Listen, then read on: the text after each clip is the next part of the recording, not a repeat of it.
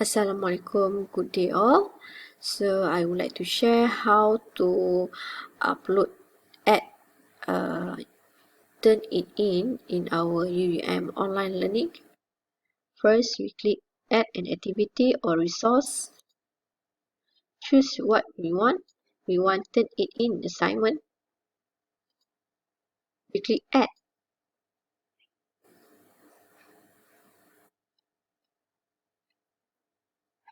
Okay, see what is this? Okay, and that is come pop up like this. We just set quiz. And then write what we want. Dear students, you are given 2 hours to answer the quiz. Good luck. Okay, this is the basic setting. Okay, I want any submissions. Number of part. Okay, allow submissions of any file types. Just click yes. Display similarity reports to student. Yes. Saya nak display similarity report to students sebab saya nak student nampak. Okay, turn it dia orang berapa? Percentage dia berapa? Show grading as percentage, dia akan keluar percentage. Refresh similarity records and grades. Ada apa lagi? Okay. Right. Grade. 7-9. Okay, kat sini kita rename lah. Kita nak apa? Quiz. Contoh.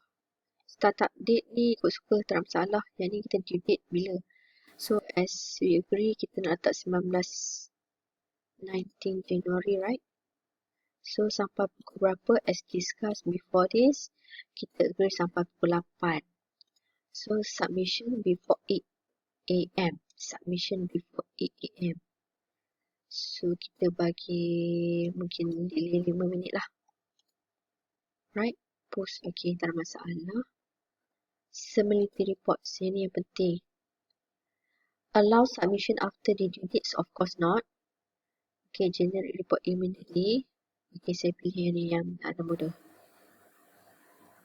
Maksudnya kat sini, student bila tengok jika Turnitin dia tinggi, dia boleh repair and boleh resubmit balik. So, tak lebih 3 kali. Kalau lebih 3 kali, dia tak totally block, tak boleh submit dah. Okay, yang penting no repository. Lain-lain, yes. Okay. Lain tak payah tukar. Okay, grade options, no rubric. Show on course. Right. History. Completion, student, okay. Text. Competency, tak ada apa-apa juga. So, save and display. Kita tengok. Click save and display. Here we go. Alright. Dia keluar macam ni.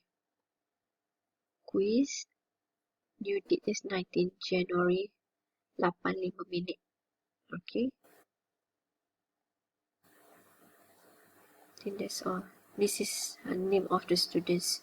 Nanti bila diorang hantar, kita akan dapat nampak Turnitin ID kat sini. Percentage similarity dia berapa. Okay, I think that's all. Thank you. Bye.